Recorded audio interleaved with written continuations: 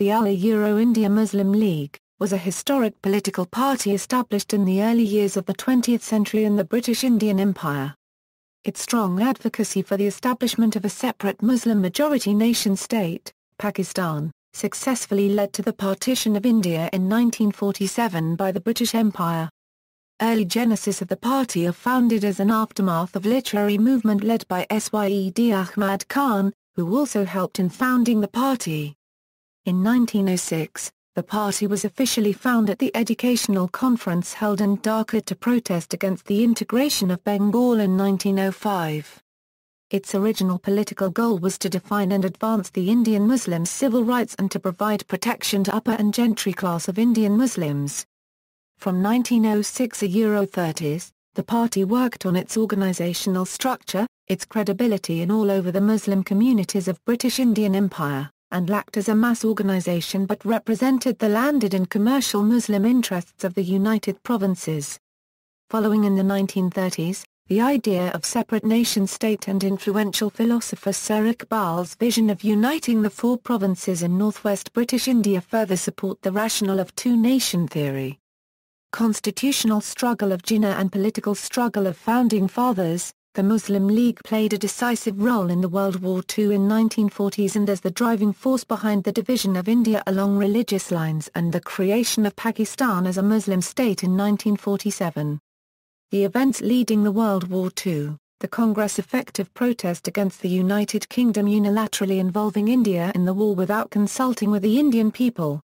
The Muslim League went on to support the British war efforts, which was allowed to actively propagandize against the Congress with the cry of Islam in danger. After the partition and subsequent establishment of Pakistan, the Muslim League continued as a minor party in India where it was often part of the government.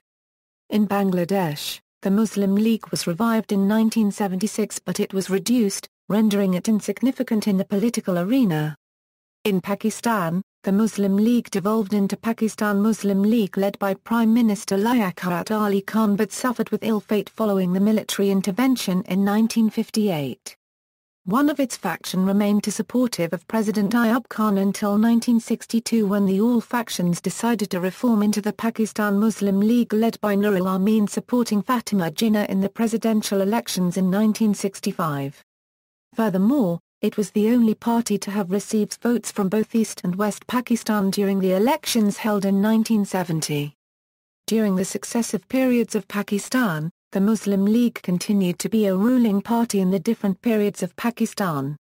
Since 1985, the Pakistan Muslim League split into various factions. All factions which had little ideological connection with the original Muslim League. However, the PML-N remains to be influential faction than others, and has been in power during the elections held in 1990 and in the 1997. As of current of 2013 elections, the PML-N remains to be a ruling party of Pakistan. Foundation: Sir Syed Ahmad Khan helped form the All India Muslim League. His educational proposals and political activism inspired Muslim elites to support the AIML. Sir Syed Ahmad Khan originally founded the All India Mohammedan Educational Conference in 1886 to uplift Western education, especially science and literature, among India's Muslims. The conference, in addition to generating funds for Ahmad Khan's Mohammedan Anglo-Oriental College, motivated Muslim elites to propose expansion of educational uplift elsewhere, known as the Aligarh movement. In turn, this new awareness of Muslim needs helped stimulate a political consciousness among Muslim elites that went on to form the AIML. The formation of a Muslim political party on national level was seen as essential by 1901. The first stage of its formation was the meeting held at Lucknow in September 1906, with participation of representatives from all over India. The decision for reconsideration to form the All Indian Muslim Political Party was taken and further proceedings were adjourned until the next meeting of All India Mohammedan Educational Conference. The Simla deputation reconsidered the issue in October 1906 and decided to frame the objectives of the party on the occasion of the annual meeting of Educational Conference. That was later scheduled to be held at Dhaka. Meanwhile, Nawab Salimullah Khan published a detailed scheme through which he suggested the party to be named All India Muslim Confederacy. Pursuant upon the decisions taken earlier in Lucknow meeting and later in Simla, the annual meeting of All India Mohammedan Educational Conference was held at Dhaka that continued from December 27 until December 30, 1906. That was headed by both Nawab Wakr al-Mulk and Nawab Muhsin al-Mulk, in which he explained its objectives and stressed the unity of the Muslims under the banner of an association. It was formally proposed by Nawab Salimullah Khan and supported by Hakim Ajmal Khan, Maulana Muhammad Ali Johar, Zafar Ali Khan, Syed Nabullah Bharat Law Lucknow and Syed Zahir Ahmad, an eminent lawyer, and several others. The founding meeting was hosted by Nawab Sir Khwaja Salimullah and attended by 3,000 delegates, while Amir Ali, Sami and Muhammad Shafi were also the founding fathers who attended this meeting. The name All India Muslim League was proposed by Sir Aga Khan III, who was appointed its first president. The League's constitution was framed in 1907 in Karachi. Check quotation syntax. Early years, Sir Sultan Muhammad Shah, Aga Khan III, was appointed the first honorary president of the Muslim League. Their headquarters were established at Lucknow. There were also 6 vice presidents, a secretary and 2 joint secretaries initially appointed for a 3-year term, proportionately from different provinces. The principles of the League were espoused in the Green Book, which included the organization's constitution, written by Maulana Muhammad Ali. Its goals at this stage did not include establishing an independent Muslim state, but rather concentrated on protecting Muslim liberties and rights, promoting understanding between the Muslim community and other Indians, educating the Muslim and Indian community at large on the actions of the government, and discouraging violence. Aga Khan III played a leading role in founding AIML. His goal was the advancement of Muslim agendas and protection of Muslim rights in India. He shared Ahmad Khan's belief that Muslims should first build up their social capital through advanced education before engaging in politics. Aga Khan boldly told the British Raj that Muslims must be considered a separate nation within India. Even after he resigned as president of the AIML in 1912, he still exerted major influence on its policies and agendas. In 1913, Muhammad Ali Jinnah joined the Muslim League. Intellectual support and a cadre of young activists emerged from Aligarh Muslim University. Hassan reports that in the early 20th century, this Muslim institution, designed to prepare students for service to the British Raj, exploded into political activity. Until 1939, the faculty and students supported an all-India nationalist movement. After 1939, however, sentiment shifted dramatically toward a Muslim separatist movement, as students and faculty mobilized behind Jinnah and the Muslim League. Communalism grows. Politically, there was a degree of unity between Muslim and Hindu leaders after the World War I, as typified by the Khilafat movement. The relationships cooled sharply after 1922, as communalism grew rapidly, forcing the two groups of leaders apart. Major riots broke out in numerous cities, including 91 in UP alone. At the leadership level, the proportion of Muslims among delegates to Congress fell sharply, from 11% in 1921 to under 4% in 1923. Muhammad Ali Jinnah became disillusioned with politics after the failure of his attempt to form a Hindu-Muslim alliance, and he spent most of the 1920s in Britain. The leadership of the League was taken over by Sir Muhammad Iqbal, who in 1930 first put forward the demand for a separate Muslim state in India. The two-nation theory, the belief that Hindus and Muslims were two different nations who could not live in one country, gained popularity among Muslims. The two-state solution was rejected by the Congress leaders, who favored a united India based on composite national identity. Congress at all times rejected communalism, that is, basing politics on religious identity. Iqbal's policy of uniting the northwest frontier province, Balochistan, Punjab, and Sindh into a new Muslim-majority state united the many factions of the League. The League rejected the committee report, arguing that it gave too little representation to Muslims, established Devanagari as the official language of the colony, and demanded that India turn into a de facto unitary state, with residuary powers resting at the centre. The League had demanded at least one-third representation in the legislature and sizable autonomy for the Muslim provinces. Jinnah reported a parting of the ways after his requests for minor amendments to the proposal were denied outright, and relations between the Congress and the League began to sour. The Muslim League successfully mobilized the religious community in the United Provinces in the late 1930s. Jinnah worked closely with local politicians.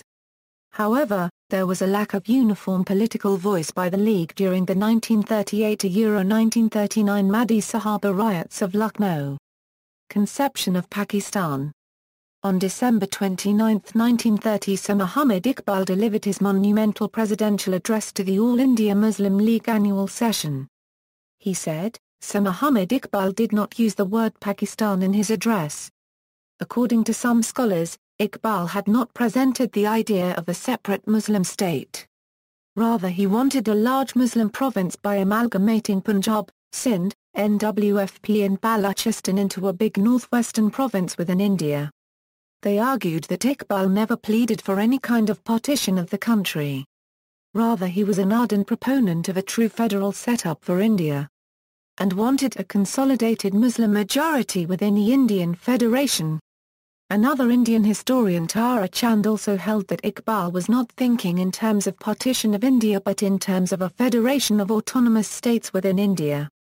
Dr. Safdar Mahmood also asserted in a series of articles that in the Allahabad address Iqbal proposed a Muslim-majority province within an Indian federation and not an independent state outside an Indian federation.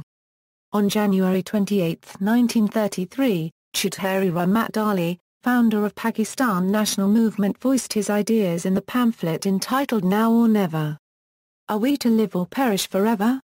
The word P in a subsequent book Rahmat Ali discussed the etymology in further detail. Pakistan is both a Persian and an Urdu word. It is composed of letters taken from the names of all our South Asia homelands.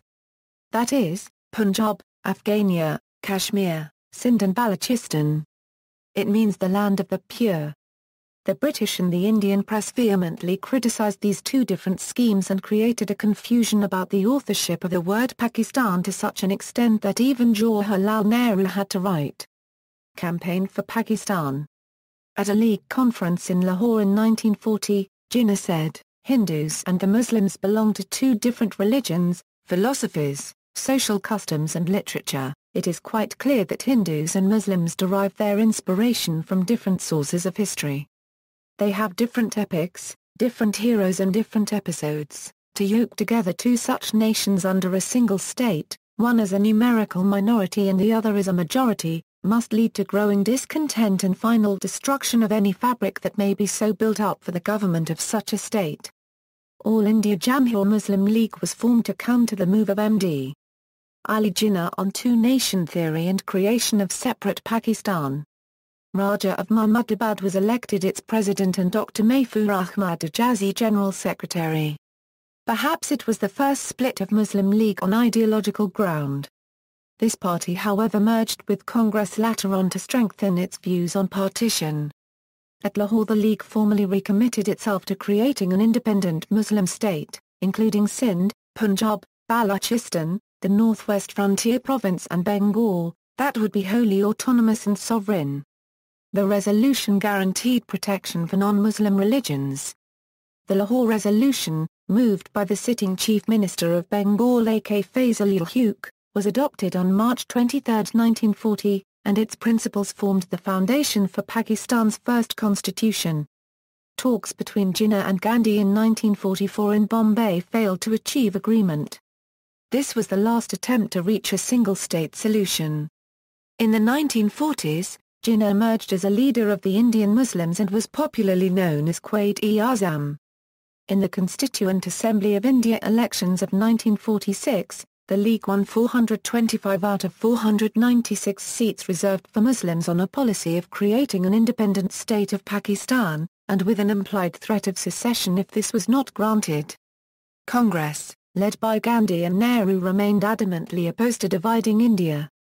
However, 1947 saw violent and bloody battles caused due to the communal clashes between the two communities in India. Millions of people migrated from India to Pakistan and vice versa. The situation continued to be tense even after the governments of the two nations were formed. The partition seems to have been inevitable after all, one of the examples being Lord Mountbatten's statement on Jinnah. There was no argument that could move him from his consuming determination to realize the impossible dream of Pakistan. Impact on the future courses of subcontinent, Pakistan. After the partition of British Indian Empire, the Muslim League played a major role in giving the birth of modern conservatism and the introduction of the democratic process in the country. The Pakistan Muslim League continues to be serves as its legal successor and legal personality of the All India Muslim League, as many veteran Pakistan movement activists joined the party during its successive periods. From 1947–51, Prime Minister Syed Ahmad Khan spearheaded the Muslim League's government until 1955 when Awami League came to power with Hussein Suramadi becoming the Prime Minister.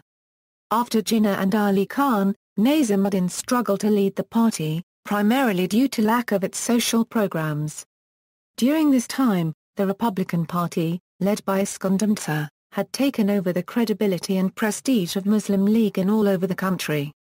In 1958, the Muslim League nearly lost its influence when General Ayub Khan, army chief at the time, imposed martial law with the support of Republican President Iskandar against Prime Minister Feroz Khan Noon, a leader of Muslim League.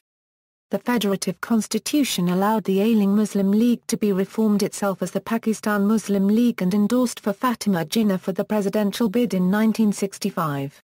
However, one of its convention actively supported President Ayub Khan. Other factions were also involved in supporting the presidential regimes of Zia-ul-Haq in the 1980s, and the recent regime of Pervez Musharraf in the 2000s. Every time, the establishment has put the political leaders were put together, who splintered apart when the general's blessings faded away. Hence, Pakistan Muslim League refers to several political parties in Pakistan.